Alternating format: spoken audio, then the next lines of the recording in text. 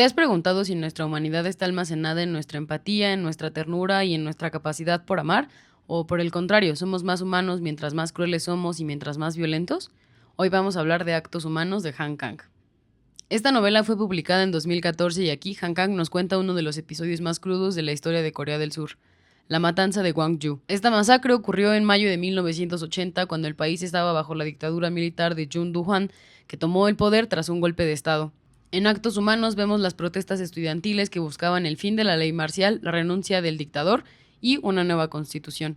Fue un momento complicado para la historia de Corea del Sur y para los movimientos estudiantiles porque se creyó, y el discurso principal de Jun Do-hwan era que estos movimientos estaban siendo propiciados por el norte, por Corea del Norte, por Pyongyang, y que esto tenía intereses políticos más allá de la liberación y que además eran de las izquierdas y eran procomunistas.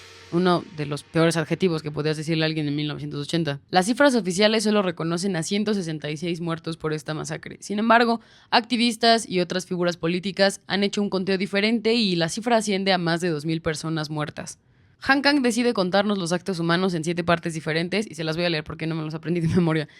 La primera son las avecillas, el segundo es el hálito negro, la tercera es las 7 bofetadas, después viene hierro y sangre, la quinta parte es la pupila de la noche, la sexta parte es donde se abren las flores y la séptima parte es el epílogo, la vela cubierta de nieve. En la primera parte, que está narrada en segunda persona, nos cuenta la historia de Dong-ho, un adolescente de 15 años que está yendo de voluntario al polideportivo en donde están llegando los cadáveres de los estudiantes asesinados durante las masacres en las calles. En el hálito negro vemos una narración en primera persona de Jong-dae, un amigo de Dong-ho. La verdad es que esto puede contar como un spoiler, si quieren leer el libro y... Ajá, pero... Con esta segunda parte viene una de las preguntas que a mí más me dejó marcadas este libro. ¿Qué significa estar muerto y cuál es el peso de la corporalidad? Bueno, ahí son 2 preguntas.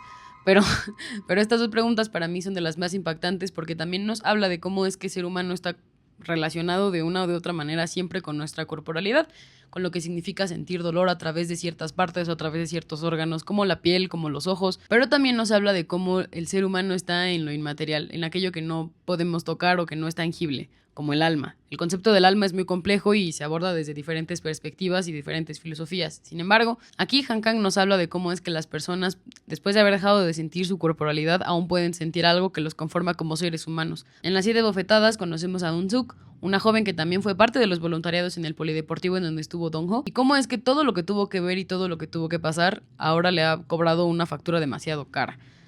El trauma de ver a jóvenes morir y el trauma de ver cómo los militares llegan y hacen con los cuerpos de las personas, incluso muertas, lo que ellos quieren, no es algo que se pueda superar fácil. La censura por parte del oficialismo es siempre un tema que discutir y del que se debe hablar mucho en muchos movimientos estudiantiles a lo largo de todo el mundo. Podemos hablar de Francia, pero podemos también hablar de México en 1968. Hierro y sangre son 2 partes que a mí, la verdad, me traumaron. Yo no he podido volver a revisitar episodios de matanzas estudiantiles y en general cualquier episodio que tenga que ver con la opresión por parte de un régimen militar de la misma manera. Creo que a veces no tenemos las herramientas suficientes para dimensionar, o por lo menos yo no tenía las herramientas suficientes para dimensionar lo que era el sufrimiento físico y emocional, no solo de los que habían participado en movilizaciones, sino de su familia y de quienes los rodeaban. Y pues nada, son 2 partes que a mí me traumaron un montón. Y de aquí quiero rescatar una de las citas que creo que más suenan de este libro y que tiene mucho sentido. Hay recuerdos que no cicatrizan nunca. Pasa el tiempo y la memoria no se difumina, sino que se queda únicamente ese recuerdo y todos los demás se van borrando. El que no dejemos de humillarnos, destruirnos y masacrarnos es la prueba que ofrece la historia acerca de la naturaleza humana. La verdad es que de las 7 bofetadas se me fue resaltar otra de las citas que yo creo que a muchos de los que hemos leído este libro nos ha traumado y se las comparto. Tus funerales cuando te fuiste y ahora mi vida es un funeral. Desde que te cargaron en el camión de la basura envuelto en una manta impermeable, desde que los imperdonables chorros de agua salieron fulgurantes de la fuente, en todas partes arde la llama del templo. En el interior de las flores primaverales, en los copos de la nieve, en las tardes que llegan indefectiblemente, arden las velas que colocaste en las botellas de gaseosa vacías. La verdad es que si leen el libro o si ya leyeron el libro, van a saber de qué está hablando Un-suk cuando habla de las botellas de gaseosa vacías y qué tenía que ver eso con los cadáveres de los jóvenes que llegaban al polideportivo. Y pues nada, traumático. La verdad es que para mí todas las partes me impactaron en diferentes maneras y me traumaron también. Pero de mis partes favoritas, yo creo, es la sexta, que es donde se abren las flores, que nos habla de la perspectiva de la mamá de Dong-ho. De verdad que el impacto de la muerte de una persona a manos de un régimen militar, yo creo que no tiene una explicación. Sí es un dolor inenarrable. Y además nos habla de una falla sistemática que nos ha dejado un régimen que se sustenta en la violencia y que además se legitima a sí mismo a través de la violencia y de los actos de represión, y que nosotros no contamos con las herramientas para poder señalar o para poder criticar el error en ese sistema. Además, creo que el dolor de alguien que fungió como cuidador de alguien, en este caso como una madre para alguien que fue una víctima directa de los ataques de los militares, pues nada, no, no tiene nombre, dicen por ahí.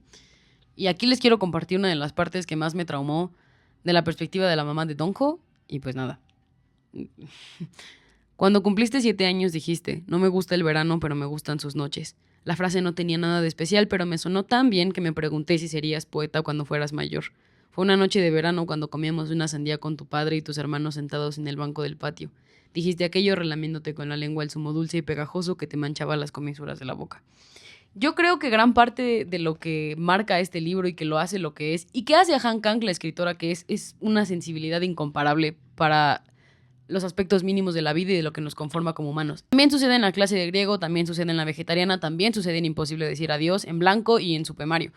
Pero hay muchas preguntas y muchos aspectos a resaltar de todo el libro. Sin embargo, yo creo que el hombre sí es el lobo del hombre. La violencia es resultado también de nuestras circunstancias y de las condiciones materiales reales a las que estamos sujetos, pero también es parte de las decisiones que uno toma en individual. No existe el yo social si no existiera el yo individual, y no existe el yo individual si no existe el yo social. Y pues nada, nada más terrible que una dictadura militar, y cómo es que con el paso del tiempo tratamos de hacernos insensibles a ello. Nada peor que el que nos quieran intentar borrar la memoria histórica y este ejercicio de recordar todo lo que ha pasado a través de las manos de tiranos, y que no solamente han sido un solo hombre, sino que han sido un sistema que los legitima y que los justifica. Y sobre todo también quiero resaltar que el régimen de Chun Doo-hwan estaba apoyado por Estados Unidos. Y pues nada, hay otra parte que ya para finalizar les quiero compartir y que espero que les anime a leer el libro si es que aún no lo han leído o no han tenido un acercamiento a la literatura de Han Kang. Dice así. La siguiente frase no se había podido publicar entera debido a la censura. Entonces la pregunta que cabe hacerse es la siguiente. ¿Cuál es la esencia del ser humano? ¿Qué tiene que hacer el ser humano para no ser otra cosa que humano? Pero también nos habla mucho de la importancia de las movilizaciones y de no dejar de hablar de los temas que interesan a la comunidad, de lo que nos va a servir no solamente para hoy, sino también para el futuro.